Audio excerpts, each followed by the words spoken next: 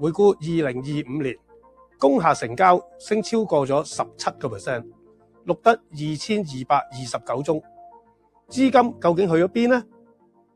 答案係細價盤，其中1000萬以下嘅成交升幅超過30%，證明市場由剛需同防守型資金主導。而入場門檻低嘅工作室同分層工廈，對於中小企自用或者想分散風險嘅投資者嚟講，係目前性價比最高嘅選擇。如果你手頭資金有限，但又想博取比住宅更高嘅回報，不妨考慮細價工廈。至於26年個市升唔升得起呢？關鍵就係睇一手盤。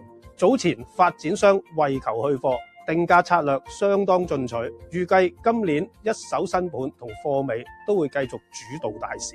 至於地點方面呢，傳統工業區好似觀塘、葵涌、長沙灣依然係新盤供應重鎮，高端醫療、科技同健康產品行業正成為承租嘅主力。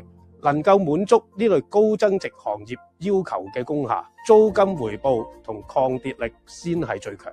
展望2026年，成交量預計再升1成，達2450宗。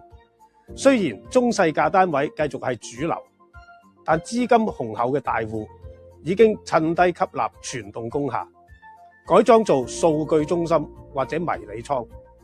聰明錢鎖定高增值用途物業，先係贏家之道。